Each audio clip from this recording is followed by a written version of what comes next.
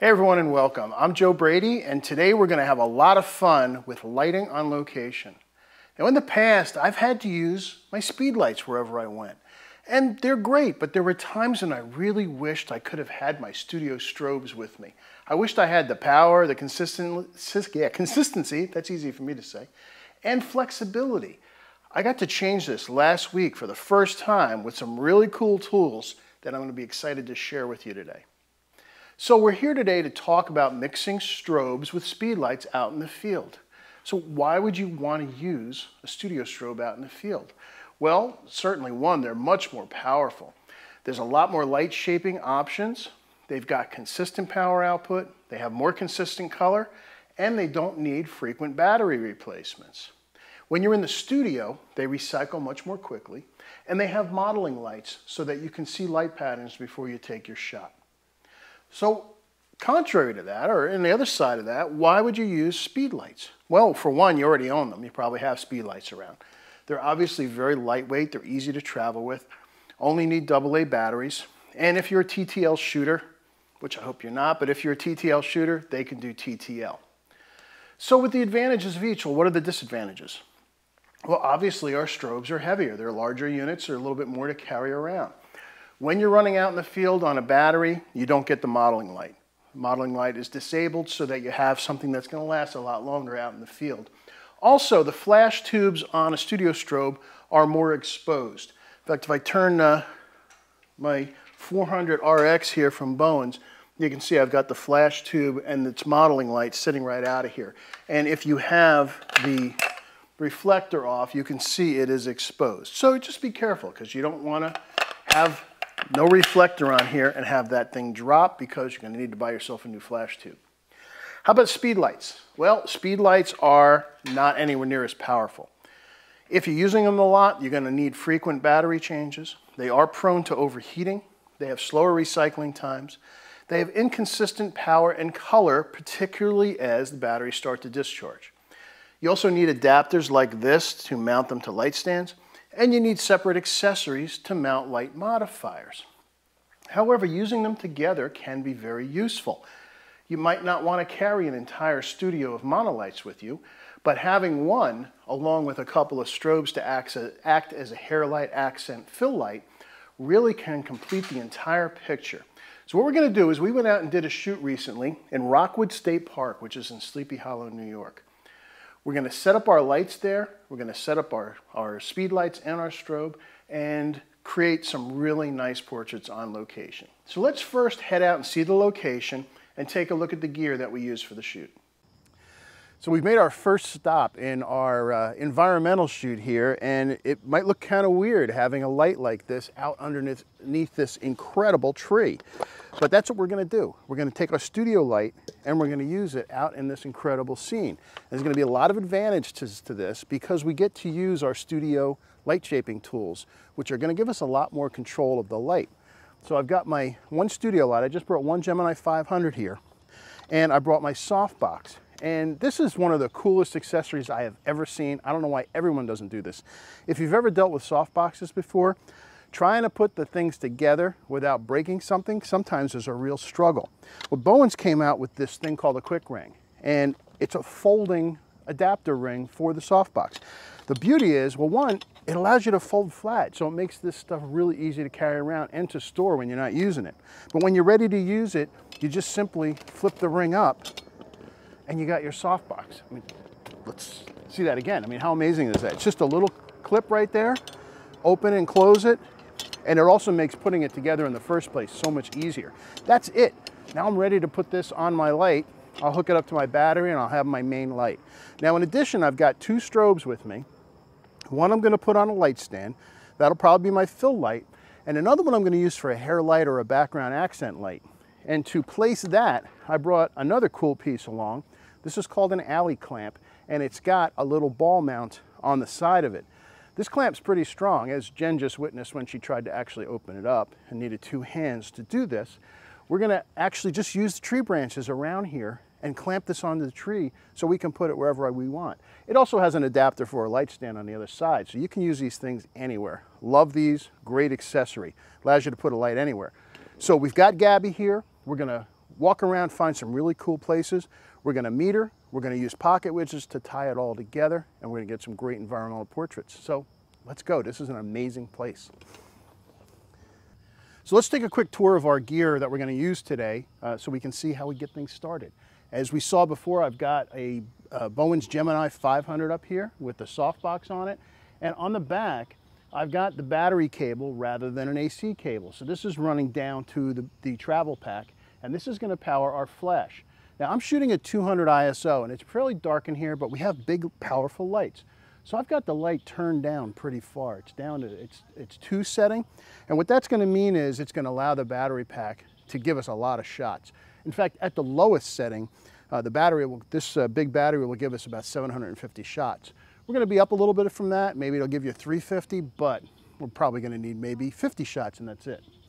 So one other addition we've made to the Gemini is we do have the Pocket Wizard receiver board in here, and it slips right into a slot right on the back of the monolight.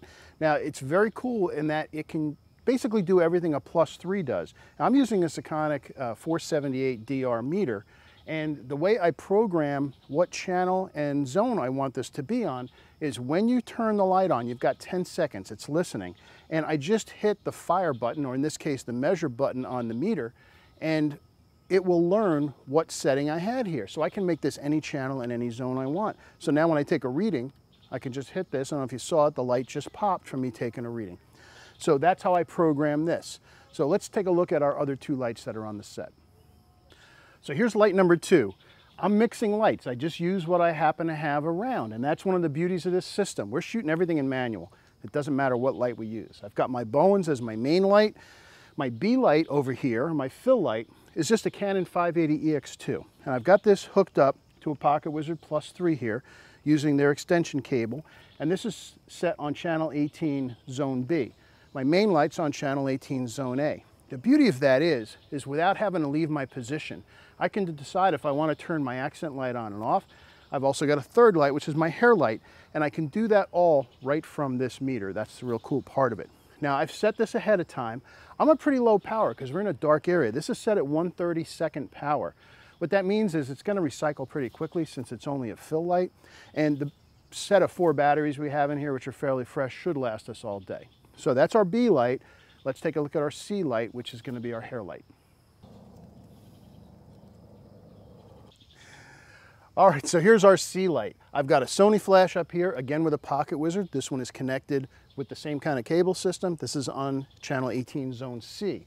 This is hooked up to an alley clamp, that thing I showed you before, and it's simply clamped onto a branch, so I can put this thing anywhere I want.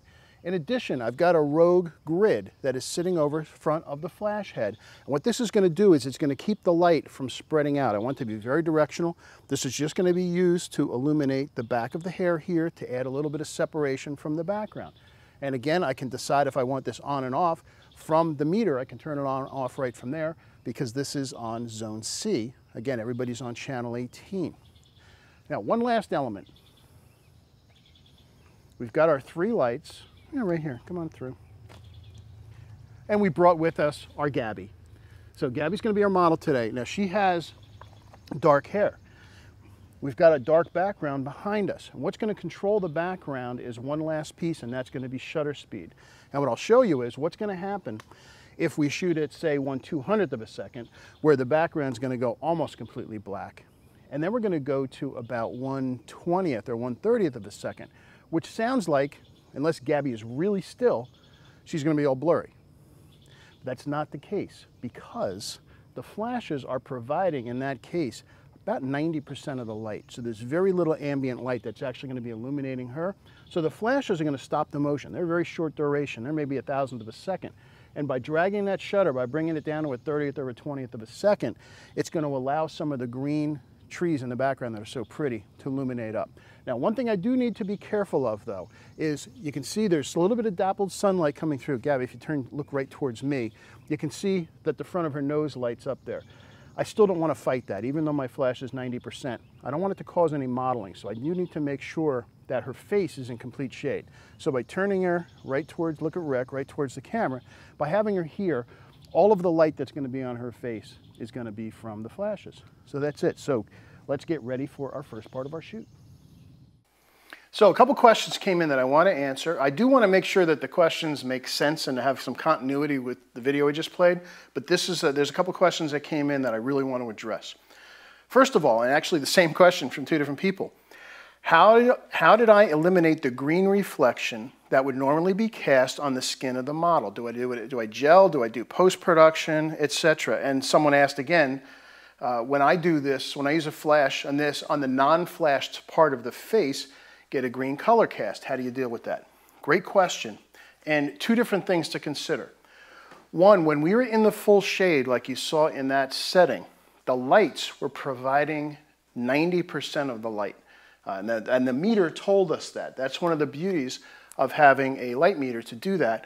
Because when I took my measurements with the meter told me the lights were 90% of the light. So the light temperature and the color is all coming from the light. Now, if you're in a situation where you've got a lot of close green reflection reflecting on your subject's face, yes, that can be a problem. But I don't gel. What I do in that case is I use a color checker passport. I'll take a shot of this and I'll create a custom camera profile under those lighting conditions and what's reflecting back on the subject. Now, if there's way too much green in the scene, the custom camera profile will fix that. So that's all done in post. Since I'm shooting in RAW, I create a profile for the scene. Anything that's overly green just gets subtracted right out and you get perfect neutral skin tones again. But great question. And that is something that can happen. It just depends on the lighting. And what's in the foreground. We did not have any grass under this area. It was all just kind of brown earth and mulchy kind of stuff. So we didn't have green reflecting up from below. So that minimized that. Really, most of the green was in the background, not really coming onto the subject that much. This was providing all the light on the subject, so wasn't an issue in that case. Someone asked about settings on the strobes. We'll get to that after we get a little further in. And someone asked, when I use the Rogue Grid, which you saw on, actually I was on my Sony flash, what zoom do I put the flash on? I had it zoomed all the way out. I can't remember, it was 105 or 120 degrees, or 120 millimeters, something like that, whatever the full zoom was, so that the flash was going all the way out. Technically, it doesn't matter, because the grid is making the light stay in that kind of that cylinder as it's coming through. However, it allowed me to minimize the power and get the most out of my light, but good question. We'll continue on more about that, but I want to bring up something else, something that wasn't mentioned when we were talking about all this, and that's price. Isn't it expensive to do that kind of stuff when you're out in the field? The answer is, you might be surprised. The differences between a studio strobe like this out in the field and a simple speed light is practically nothing. Case in point, this is the Gemini 400RX. This is a 400 monolight. This light alone is $399. My Sony strobe, my Sony flash that I was using with that Rogue Grid is $549. $399, $549. A complete kit of these, which is 2 monolights, the reflectors, the stands, umbrellas, and a carrying kit is $849. Just compare that to a couple of speedlights. That's $150 to $200 less than 2 speedlights with no accessories at all. Add in the travel pack battery system, which we've got right here. You'll see, you're going to learn about this a little bit more, my new best friend. These are started about $620, but this combined with a complete studio kit of these is still the same price as 2 speedlights and one of those wireless commanders. Now, we're going to shoot under 3 different ambient light conditions when we're out in the park. The park was a beautiful location. First time I had shot there, I will be back. We had a beautiful tree canopy with an open middle. You couldn't have constructed a better spot to shoot portraits in. However, sometimes the best you can hope for is partial shade. And in a worst case scenario, you might be in a place where full sun is all you've got. Now, before we can actually start shooting, we need to place and measure our lights. Now, to make all our lights work together, as well as work with the ambient light, we need to explore how metering the lights provides the information you need to craft your portrait. We're also going to test how the shutter speed affects the background contribution and what it does to the mood of the environment. You might be very surprised where we end up with our shutter speed in order to get that kind of background coming in a little bit, yet still have our subject lit as well. So the meter is going to allow us to get the information we need for that perfect exposure. The pocket wizards, which we'll see a little more detail as well, allow everything to tie together. All of these lights, the camera, all fire together just by using the pocket wizard. So let's head back to our shaded area and try this out. So I've got Gabby here in position. What I need to do first is yes. Okay, so if Gabby's in the position that we're going to photograph her, what I need to do is meter each of the lights. And I'm going to do that with the Sekonic 478. So I've got my main light coming right to here. It's the only light we're using. So I'm just going to, actually let's get you right where you're going to be. And I'm going to meter from her face back to the light. Back to the light because it's the only light we got, not back to the camera position. So I need to know what this light's contribution is on her face. And I'm getting at 100th of a second, 200 ISO, f7, and that is 100% of the light that's hitting her face. What that means is that the ambient light is 5 or 6 stops lower than what the flash is putting out, so it's really not even making a contribution. So I'm bouncing back and forth 6.3 to 7. I'm going to go with 6.3. And again, that's 90% of the light. So that's our A light. Now I want to check the B light, and what I do is just on the meter, I'll show you this up close later, I just changed the zone on the meter so that it is now just 18 channel B, and I'm going to measure back to the other light. And I'm getting F4. So F4 to 6.3, that's 1 1/3 stop. Perfect, that's a nice ratio because that's going to give us a little over a 2-to-1 ratio from our main to our fill. And I may decide I don't want that. I may bring in a reflector instead, but we'll try that as well. Lastly, our hair light. I want to get the hair light, since her hair is dark, I want the hair light to be about the same as the main. So let's go ahead and turn on the hair light. So I'm going to turn off our other lights, and I've just got the hair light turned on, which is right behind me. So I'm going to meter back to it, and I'm getting F7, pretty close. I might want to bring it down a little bit. I'm going to turn the power and the hair light down just a smidge, and everything will be set. And then what we'll do is we'll build the lights to see what kind of look we get with each light. We'll do just the main, then the main and the accent, and then the main and the accent and the hair. So let's see what we get. Let me just turn this down first, and then we can start shooting. All right, so Gabby's in place. Now we're ready to start shooting. First thing I'm going to do is do a quick test just with the main light, and I'm going to show you what happens as we change the shutter speed. Again, the main light's going to be the same for each shot. I'm going to start at a 200th of a second and drop all the way down to a 20th.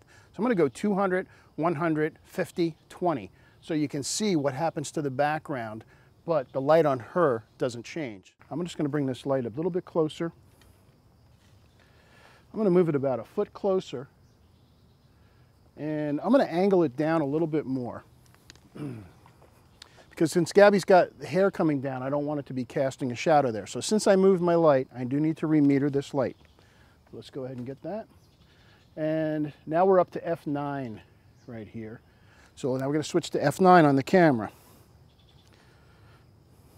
So again, I'm at 200th of a second, and we're going to see what effect the shutter speed has. So Gabby, turn this, and actually like you were just before, turning your head up to here. That's perfect right there. All right, so there's 200th of a second. Let's bring it down to 100th of a second. Same shot. Now we can see the background starting to open a little bit, but still not enough. So let's go down to a 50th of a second. 50th of a second. Background starting to open a little more. And now let's open up all the way, excuse me, let's open up all the way to a 20th of a second. And again, you'd think Gabby'd have to be really still, but that's not the case. And in this case, adding a little ambient light is really working. So I got to figure out where I want to be. I think I'm going to probably go with the 50th of a second. Now, if I have Gabby start waving her hands real fast, yeah, let's do that and see. This is a 20th of a second. Let's see how much stopping that has. So go ahead, you can do that. And there's a very, very, very slight blur in her hands, but not as much as you'd think. Even at a 20th of a second, the flash is only about 1,000th of a second. So it has that stopping power. So we're going to go to 50th. So let me do one more shot with a 50th of a second.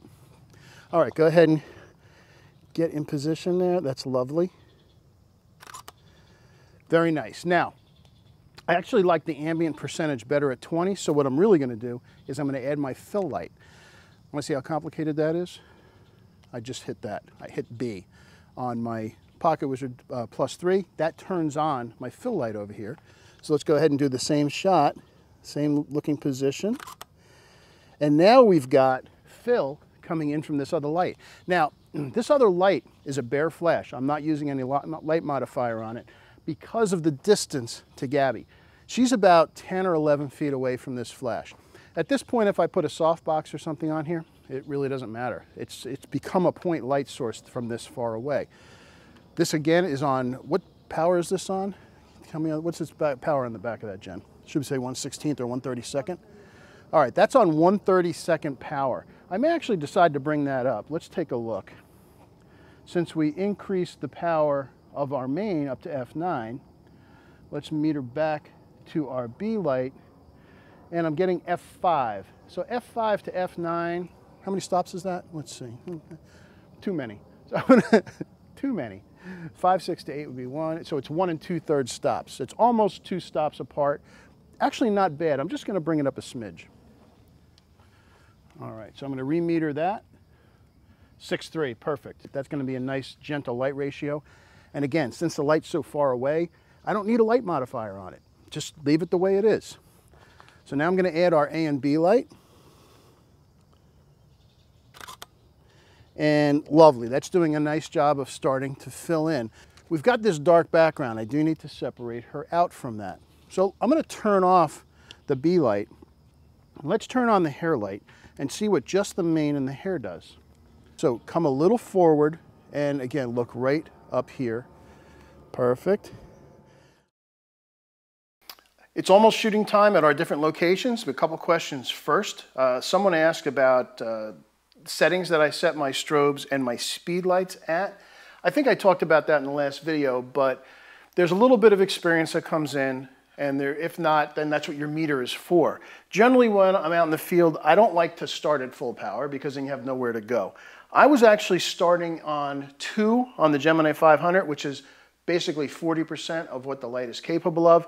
This is a 500 watt-second mono light, so 40% of that, just figure it out. It's 200 watt-seconds.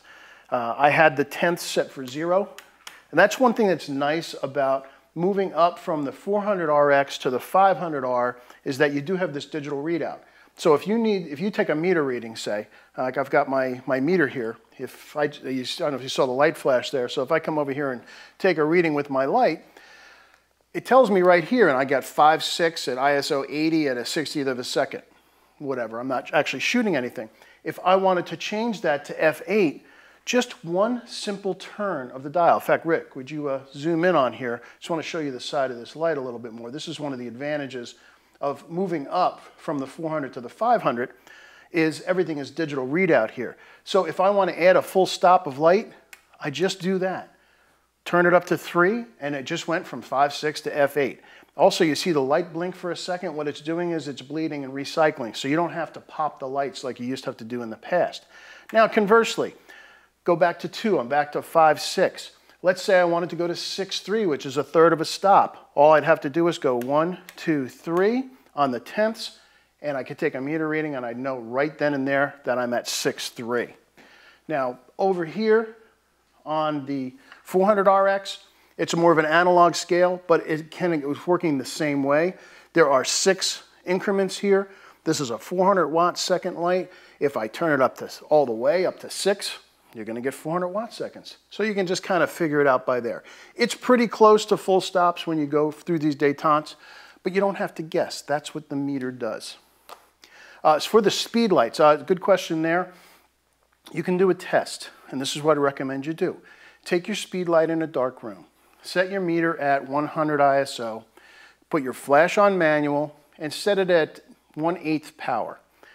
Step off 10 feet or measure 10 feet, take a reading of that light. You're going to get something like F8 at 100 ISO. That's about what most speed lights are going to come in. F8 to F6 at 10 feet away. Knowing that, that's going to give you an indication of what power that your flash is going to put out at F8, at 1/8 power.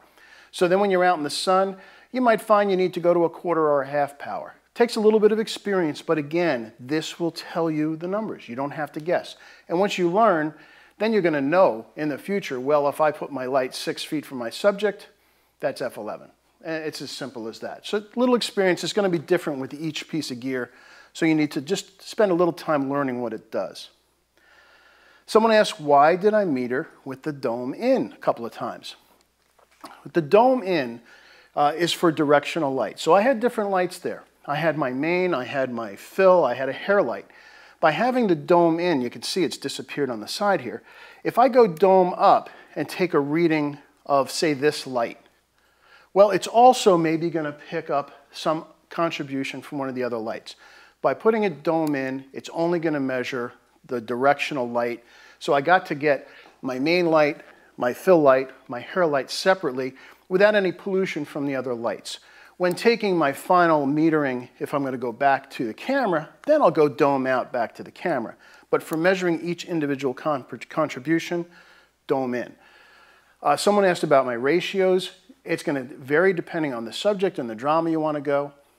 Anywhere from 1 stop difference to 2 or 3 stops difference. So if my main is at f8 and my fill is at 5/6, that's 1 stop apart. That's called a 2-to-1 light ratio. I generally like to go maybe a little bit more dramatic on lighting like that when I have someone who's young and very smooth skin like Gabby has. Then maybe I'll go 2 stops different. So maybe f4 here, f8 here. Again, it's something you got to play with and find the look that you like. Someone asked, will this Bowen's light work in open sun, let's say at the beach? That's a good question. The light certainly will. However, if that's something you do for a living, you're going to do a lot of beach portraits, I might recommend you just step up and spend a little more money and go to the 500. 500 watt seconds with a softbox like this out in full sun will work, as you're going to see shortly. So stay tuned. I think that question will get answered for you. Someone asked, when I went to a 20th of a second and a 50th of a second, what percentage of ambient was now the meter reading? And I actually remember that. It went down to only 80%. So 80% of the light was still coming from the strobes when we were at 1/20th of a second. That's why it still froze the motion pretty well. Even when Gabby started doing her fingers really fast back and forth like that, then you could see some blur. But for someone just gently standing, 20th of a second with 80% of the light coming from the strobes, it's still going to remain sharp. All right, more questions. Oh, somebody said, any alternatives for using a meter because they are pricey? Trial and error, not really a good way to do it. Here's what you can do. You don't have to start at the top. You can get a meter like this. This is a Sekonic 308. Let me just power this on here. This is a Sekonic 308. By the way, they only come in black now. Don't you wish you had a green one like me? What this is a very basic meter, and it will do both ambient and flash. It doesn't do the percentage. There's ways around that. I've done videos on that that cover as well. But these are just over $200. And the combination of this and Pocket Wizards and a color checker will change the quality of your photography overnight. So it's a tool, it's an investment, but it's really worthwhile. If you're not using a meter, there's no way for you to know ratios. Your camera can't do that because your camera's measuring light reflected back from the subject. This is the only way to measure the contribution of separate lights. So it's an investment, but again, just a little over 200 bucks gets you all that information for better photography. Okay. Oh, I got a note here from Sil Arena. Sil, how are you? Sil is one of the masters of speedlights. He loves those things, and he wrote the book on it. So, hi, Sil, good to hear from you. Sil mentions for me to remind you guys that the zoom setting on the speedlight greatly affects the flash power at the center of the shot, and it can vary by as much as 2 stops when zoomed to 20 millimeters spread into 200 millimeters. Good point, Sil. And listen to the man. Check out his stuff. All right, let's go. More questions, but let's do some shooting. Now, we did 3 different locations. First, full sun. In this case, I used the lights to fill in shadows and add some shape. Now, in some cases, you can actually power the sun for a more dramatic look, and that allows you to actually underexpose the background. It's a dramatic look. It's not a standard look, but it does work well. For standard fill flash, you guys know I go for that 30% fill. Now for backlit in full sun, so you're still in full sun, but now the sun is coming over the subject's shoulder, the face is more in shadow. In that case, you want the light filling the face to get closer to the ambient light, but don't match it, because then it's going to look weird. You just want to get it to within 1 to 1.5 stops of the ambient. So let's say you take a meter reading, and I think we were at F13 in the sun. We added enough light to bring the face up to F10. So it's getting us close, but again, remember your eyes are expecting a bright background to be bright. And if you match the face to that, it's going to look weird. Next, partial shade. In this case, the subject's in the shade, but we've got a bright background. Again, use the lights to balance the subject in the shaded area with that background. Don't try to match the background, but you're going to again want to be within 1 or 2 stops to keep the background from blowing out. In this case, the lights might be contributing anywhere from 30 to 70% of the light that's actually illuminating the subject. And then lastly, full and dark shaded areas. When you can find them, the greatest ways to shoot. It's almost like shooting in the studio. The lights become the primary light source. The background's going to go dark, and you can actually even take it all the way almost to black. Ambient light is controlled by the shutter speed, as we just saw. The strobes are going to contribute anywhere from 60 to 100% of the light. As I said, this is like shooting in the studio. You're providing most of the light. So since this was the easiest one, let's start with our full shade shoot underneath the beautiful tree. What are you doing back there? Chilling. Yeah, okay. Enjoying the day. All right. So we just got some nice shots of Gabby, and I decided I really liked the effect of the 20th. Come over here, you're too far behind me. Okay. I really liked the effect of the 20th of a second, because it opened up the background a little more, add a little bit of the ambient warmth to what's going on, and just really created a nice portrait. So again, very simple. We got one Gemini out on location, and we've got the softbox, so we can do everything that we would do in a studio right here. Our hair light's behind us, our fill light over there just with the Canon. Again, a Canon flash, a Sony flash, and the Gemini. It doesn't matter, it's light. We're in manual, we're not doing any of that TTL nonsense. News to me. Yes.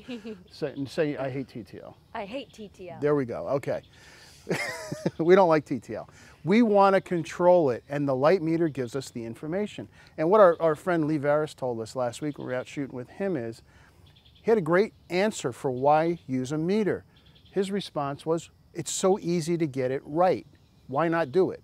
Why go through that bracketing? Why go through TTL and have to do exposure adjustments every shot, and you end up missing, oh, that was a perfect exposure or a perfect expression on you, yet I missed it because I got to go this, oh, I got to adjust this. None of that nonsense. The meter gives us the information. So now that we've got that, now we can have some fun. We're going to bring in some props. We'll get Gabby behind trees, hanging upside down from trees, all kinds of other stuff. But it's going to be easy because we've got everything we need right here. I'm going to do some more studio kind of looks. There's something I want to try with her with the softbox. We'll bring in our lights. It's going to be fun. Yay. So let's just go ahead and shoot. Say when. Remind me to get Jen a tape measure. Cross your arms. Nice. And this little smile.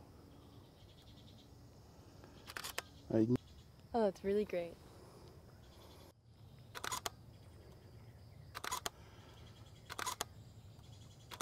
Oh, gorgeous. You make it easy, girl. Joe, can you do that last sequence one more time?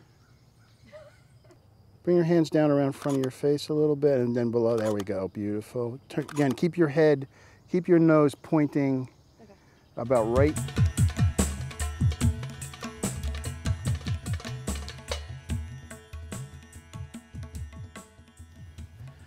Hi, Gabby. Hi, Joe.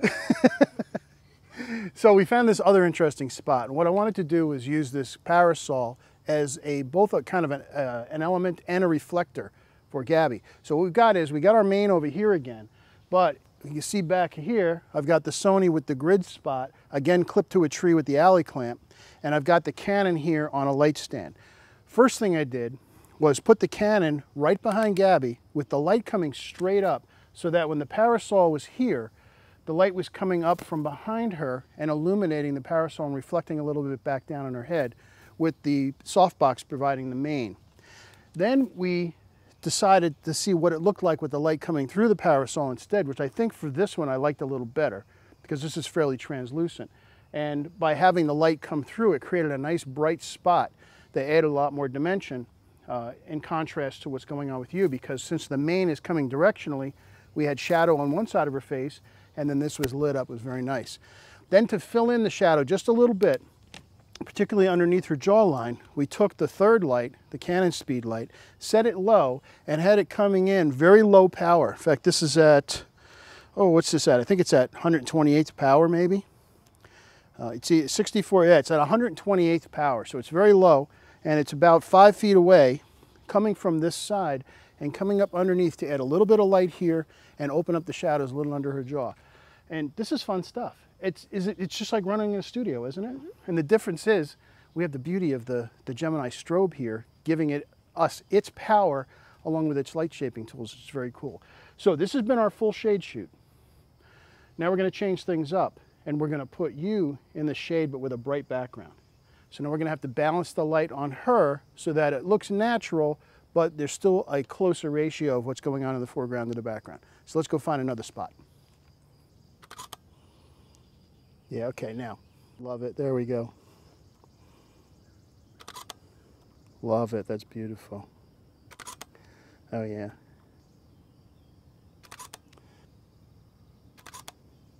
Nice. Good. Oh, yeah. Smile.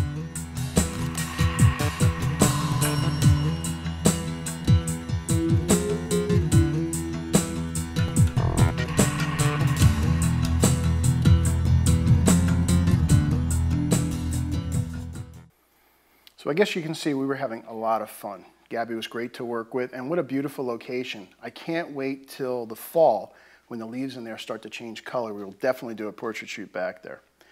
A couple more questions that are appropriate to what we just talked about. Someone asked about camera movement at such a slow shutter speed, particularly if you're using a telephoto lens. True, you have to be steady, but with 80 to 90% of the light coming from the strobes, remember the strobe duration is only about 1,000th of a second. So if your shutter speed's at a 20th of a second, you're letting only still 10 to 20% ambient light in. Can you get a little blur if it happens? Yes, just like you saw when Gabby's fingers were moving, but something that is moving slowly is going to get frozen in place. Someone asked about an opinion about dome in, dome out causes more questions on metering than pretty much anything. All right, so here's, really the trick is be consistent. You can always use the dome out if you want. I know people that do that, and what they do if there's multiple lights, they'll just kind of put their hand out to shield the dome from this other light. That's another way to do it.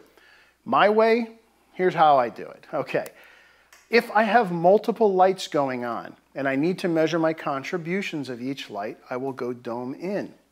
If I'm only using a single light, let's say I'm just using this softbox and then maybe I've got a reflector on the other side. In that case, dome in, dome out doesn't matter. There's only one light source hitting the subject, and I will meter to the light, not back to the camera. Why? Because there's only one light. And I want to make sure that the side of the face that's getting that one light is exposed correctly. I don't want it to get blown out. If I've got multiple lights, so I've got a main coming from here, I've got a fill coming from here, there's going to be some bleed on either side from both lights. So I've got my main coming here, but since it's a big light source, it's going to wrap around to the shadow side of the face. If I've got a fill coming from here, it's going to add a little bit of a contribution to this side of the face. So in that case, when I've got multiple lights both illuminating the face, then I will meter generally under the chin back to the camera because it's getting the sum total of all the lights that are illuminating the face. Takes a little practice, a little experience, but just really find out what works for you and be consistent with it. Here's a good question. Somebody asked, have I made any compensations for the strobe and speed light Kelvin temperatures? Meaning, is there a big difference in the color temperature between the two lights? I found it really no. They're actually pretty close. Maybe 300 K apart. And when you're in a 5,000 to 6,000 Kelvin range, which is what these lights generally fall in, 300 K is barely enough for you to even be able to see it with the naked eye. So I found that it wasn't really an issue. Someone asked, well, when I was talking about the percentage of light coming from the strobes versus the ambient, How did I know that in the light meter? That's a real easy question. It actually shows it right on the display. When I take a reading, you'll see a percentage number right on the display. That happens for the 478. It also happens for my big buddy here, my favorite. This is a Sekonic 758DR. This shows you as well. The 308, the basic meter, does not tell you percentage of strobe to ambient. There are some other ways around it, but this does not tell you that. That's what you get when you do move up a little bit. There's a couple of questions that are very detailed, and what we're going to do is we're going to copy all the questions down, and if you guys could send me an email, we'll give you a way to reach me after the webinar. I will answer those directly because they get a little more too much detail for right now. So let's continue on. I want to talk a little bit about the travel pack battery, because this was the first time I had the opportunity to use that, and once again, these webinars are costing me money. I know some of you guys complain that after I do a webinar, you guys go out and buy stuff. It costs you money. It costs me money too. In fact, I had this home in my studio the other day. I was just testing it out, this speedlight, and my wife saw it, and she said, "Would you check to see how much that is?" No, on second thought, no, just bring me one home. So yes, this costs me money too, and I think this thing's going to cost me money. But what this battery does is it allows you to power up to 2 heads, 2 strobes with one battery. If not, there's a little plug that goes in here. You can see there's a reading here. It just goes from 25 to 100%, just on off. There's both an AC and a car battery charger available for it. I shot all day with this thing, and it never lifted 100%. So, and I shot I remember in Lightroom, it was 283 shots I did through the course of the day. And I was generally on the setting of 2 to 3, which meant 40 to 60% power, and shooting all day. And you saw that some of the shots I was shooting fairly quickly, and I had no trouble keeping up. And what this battery system allows you to do is, if you're starting out or if you're looking for a studio strobe system, you could get a set like this 400RX kit or a 500R kit for relatively little money. Add a battery to it, and now you have a professional system that you can take anywhere. It gives you the benefits that a studio strobe, and the battery gives you freedom from AC power and cables. Now, the performance, as I mentioned, it's going to depend on how many watt seconds you use. If you have these things turned all the way up, you're going to get less flashes. If you get 2 750s, there's even bigger models than these, 750s and 1000s and 1500 watt second monolights. 750 flashes at 200 watt seconds, down to maybe 100 flashes if you go all the way up to 1500 watts, which would be 2 750 watt second heads. So that's at full power. That's a lot off of one pack. Now, if you do go full power, do understand that you're completely wiping out the capacitors in these things that provide the strobe. So it's going to take a longer time to recycle. Full power, it might take you 10 seconds to recycle. But under controlled conditions, like you saw, if you're not shooting full power, adjust your ISO and aperture accordingly. Recycling is very quick. So we've done our full shade. That was an easy one. And I know some of you have asked questions about full sun and backlit. So that's what we're going to do now. Having your subject in shade with a sunlit background is a fairly common experience, and it's something I will do on location if I want to incorporate the background into the scene. What we're going to do is use our lights to get close to the background light to make it look natural. Having to shoot full sun at midday is a worst case scenario, but you're going to run into it. You're going to have a beach shoot. You're going to have a place where there's no trees or no buildings to hide around. We were able to pull it off. So let's head back to 2 locations where we addressed each of those lighting conditions. Okay, interesting location here, but very difficult to shoot. If you actually pan over to where Gabby is, you can see her on there. Even when I look through the camera, she is in complete silhouette if I have the background exposed correctly. So again, I want to try to add enough light on her that it looks natural on her, but I don't want to match exactly what the background's doing. However, as an experiment, what I can do is adjust my shutter speed up and down to bring the background exposure up and down along with that. So I've got a fill light over in here because I want to add in a little to both sides, but let me get my main light. And again, I'm just going to point back to the light. I'm getting 6.3, and in the full shade like this, that's 90% of the light. So I just metered my light. I've got my main here on the Gabby at 6.3, And my accent light, my fill light is at f4. Good, that's a nice ratio I've got. That's stop and a third. If I take my camera at 160th of a second at 6.3 and just lock off into the background, into the Hudson River there, it tells me actually at 160th of a second, that's actually a perfect exposure. So they're actually going to match. That may actually end up looking a little unnatural, but we're going to try it. So what I'm going to do to adjust the background is I'm going to open up the shutter. I'm going to slow down the shutter a little bit to open up the background to make it look a little brighter, which is going to be a little more natural looking because she's in the shade. But let's go ahead and shoot a whole sequence. I'm going to start at a 200th of a second and come all the way down to a 50th of a second in increments. But my main light's going to stay the same. Remember, this is 90% of the light with her in shade. So let's start at the correct one. I'm going to do 160th of a second at 6.3. And again, even through my camera, all I see is Gabby's silhouette. But when I take the shot, everything is good. Great, that's nice. Yeah, there we go. All right, now I'm going to come down to 50th of a second, which is a full stop. Let's see what that does. And at that point, the background's starting to blow out. However, it almost looks more natural when we do that. As a giggle, I'm going to come all the way down to a 25th of a second. And let's see what happens. Again, remember the flash is 90% of the light here. And the background, we're starting to really blow out the background there. So that's a little too much, but a 50th of a second actually works. It actually looks natural. So let's do a couple of those. Great. Now, just to see the other end of that, I'm going to shoot one at a 200th of a second,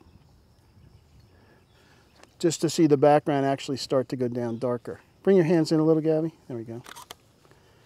Yeah. See, now, even though that's correctly exposed, and in fact, she's now better lit than the background's a little underexposed at that, it's a look, but it does look somewhat unnatural. She's very separated out from the background, so it's like a portrait of her kind of stuck in there. You might be after that. So you know how to do that. It's the shutter speed that's going to affect the background. The lights are going to be the same. The exposure on her is never changing. So I think we're done here. Okay, so we've chosen a really difficult situation right here. We've got Gabby in the bright sun, but she's backlit and she's wearing a hat. So what we need to do is find out a couple of things. One, what's the ambient light? How bright is the light here? How bright is the light in the scene behind us? I need to know the shadow areas of her. I've got a fill light over here that's going to be illuminating this part of her shoulder. So what is the light level here? And then the same thing on her face underneath the hat. I don't necessarily need to match it, but I need to get it close. So the procedure will be first, I need to get an ambient reading. So I change my meter to ambient. I'm going to take a reading here, but I've got a specular dot of the sun hitting my dome. If I do that, it's going to skew the reading, so I'm going to end up underexposed. So I need to make sure that that little dot doesn't exist. So I'm just going to put my finger in between that part of the dome and the sun, get my reading, and I get F13. Lovely. Now I need to know what is the shadow side of Gabby doing. So I'm going to do the same thing. I'm going to get shadow readings first in full shade from this side. I'm only getting F4 here. And then on her face underneath the hat, I'm getting a lot different here because there's a brighter side. Now I'm getting F5, F5. So I need to add a lot more light. That's the beauty of having the studio strobe. This is powerful enough to work in the bright sun. So Gabby, if you would just come about right here, and I'm going to use our main. So now I need to find out how much light I need to add to get her close. Now remember the background and the ambient is F13. I don't want to match them because if I do, it's going to look unnatural because since she's in shadow a little bit, you're expecting her to be a little darker. You want that to go bright. So I'm going to shoot for around F10 or so on this light. So let's go ahead and switch to strobe. Let me turn on just my main light. And in the shadow, again, pointing back towards the flash, F11. Pretty close. Let's one more. Let me get I want you to get you in shadow there. F10. Okay, F10, and this light is providing 80%. So F10 to F13, that's 2/3 of a stop. Might work pretty well, so let's go with that. We're going to go with F10.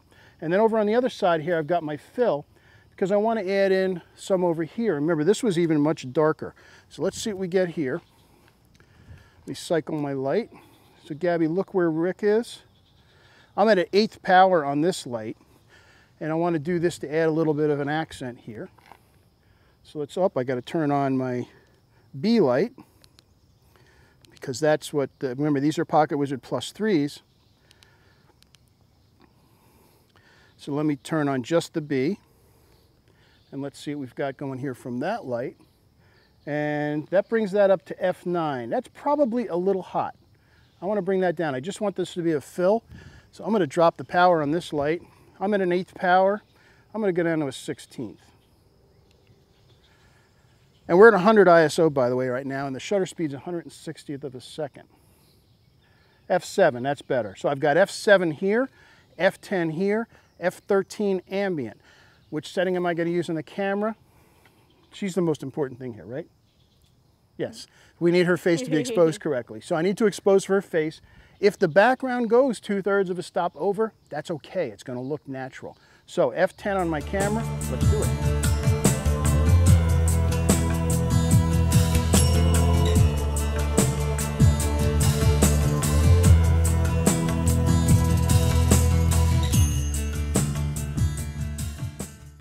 Thank you guys for the great questions, by the way. The chat room is really going crazy, and take advantage of it if you haven't yet. If you have a real technical question, there are all kinds of people in there to help you. We've got people from Bowens, people from Pocket Wizard, people from Sekonic. Sillerina is in there, Tony Corbella is in there, so we've got an all-star cast in there, all in the chat room, so take advantage of it. A couple questions that I'd like to address. First, somebody said, isn't it true that shutter speed will affect both ambient and subject exposure at low flash contribution percentages? Yes, it will, because if it's a low flash contribution, the ambient light is your primary light. So obviously, as you increase your shutter speed, that light's going to come down. However, your flash is going to stay the same. So what's going to happen is the flash percentage is going to go up because it's constant. Someone asked, do I use mostly broad lighting when shooting outdoors with flash and a dark background? I wouldn't say mostly. And again, to recap, if you're not familiar with the term, broad lighting is when the side of the face that's closest to the camera is getting the main light. Short lighting is when the side of the face away from the camera is getting the main light.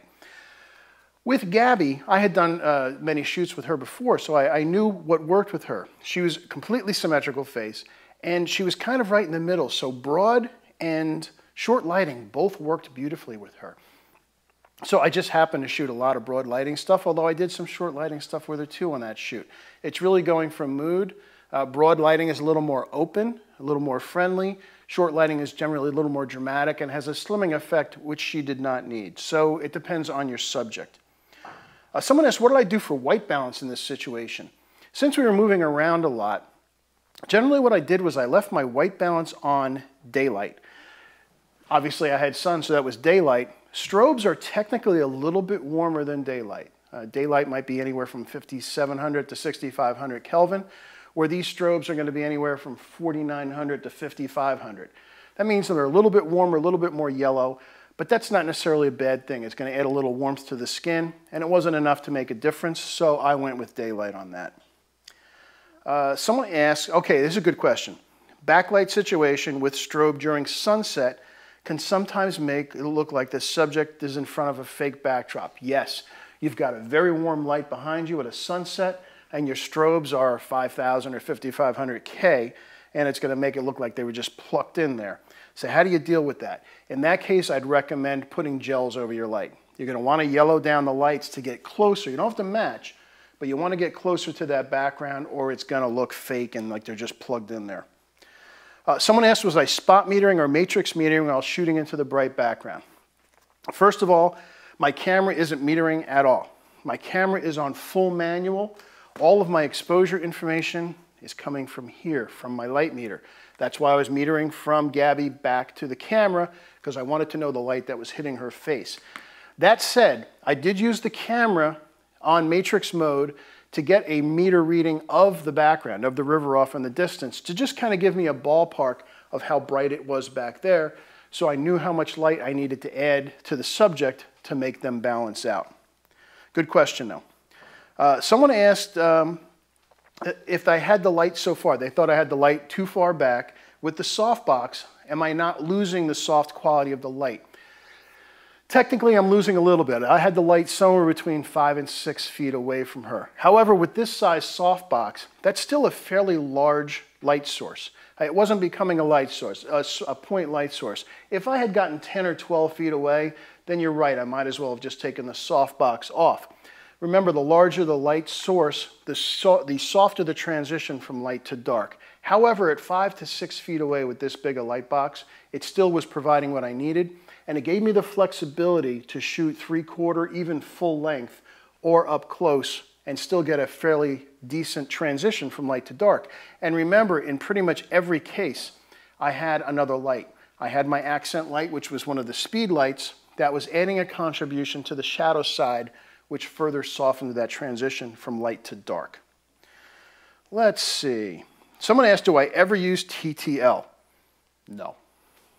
Simple answer. No, I don't believe in it.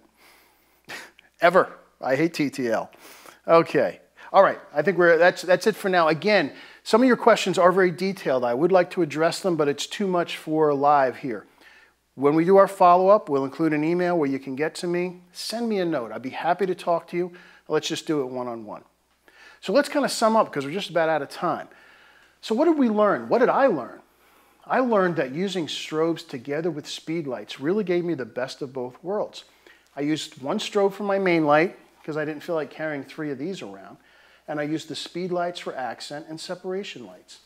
Having the pocket wizards, I used +3s, +X's would work just as well. What's nice about the +3 is it allowed me to turn lights on and off right from here or right from the top of my camera. I've got one sitting here. The pocket wizards let me put the lights wherever I wanted, including in the early with that one sitting up in the tree. I don't need line of sight from my camera to fire those, and these really, the +3 and the +X are just bulletproof. For my light meter, I used a 478. It eliminated guessing, eliminates chimping, eliminates bracketing. And to steal a line from our friend Lee Veris, why not get it right the first time? You won't lose any shots. You're not going to waste, you're not going to have to sort through them. No chimping. So using one of my strobes on location really made this one of the best times I've ever had shooting portraits. And yes, the crew, Rick and Jen, and of course Gabby, really made it a lot of fun. I've had a lot of success with my speedlights, but being able to use a monolight strobe as my main light did make a big difference. It gave me a lot more power and the beauty of these light shaping tools. Ooh, before I go away, I got to show you something. I'm going to take this one off a second. I want to show you something about these lights. Let me just take this off.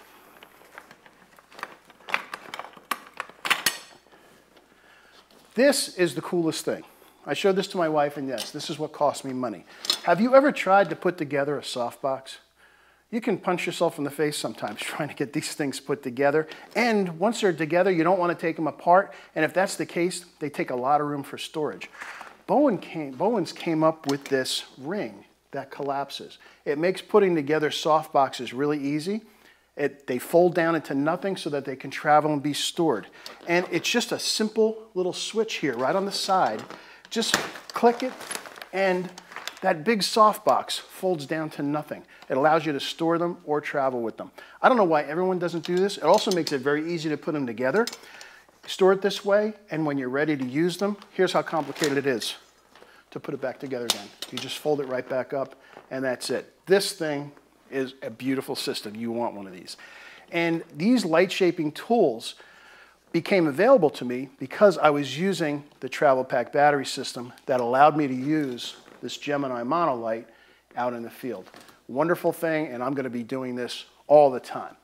And combined with, again, my little friends, my pocket wizard +3s, and of course my meter, I got perfect exposures and controlled light ratios all day long under wildly different lighting conditions. By the way, we will post some of the images with the follow-up email to you guys so you can take a closer look at them. But even under the worst lighting conditions, backlit, full sun, great results every time. I'm completely sold on this system. It's going to cost me money. Whenever and wherever I can, I'm going to use it because it's like having my studio with me. I hope you guys saw the beauty and ease of use this way of location portraits work. To me, the results speak for themselves, and you and your clients are going to love the results. And yes, if your clients love the results, what happens? They buy more stuff. So that's it for today. I'd like to thank Bowens, Pocket Wizard, and Sakonic for sponsoring us. And of course, I want to thank you guys all for watching. Thanks for the great questions. Thanks for your interest and your feedback. It's always welcome. We've got some more cool stuff coming up. I'll be back Thursday. We're going to have a program with Lee Varus on shooting out in landscape when the weather doesn't cooperate. And next week, we've got Tony Corbell back, who's going to wow us again with his incredible teaching.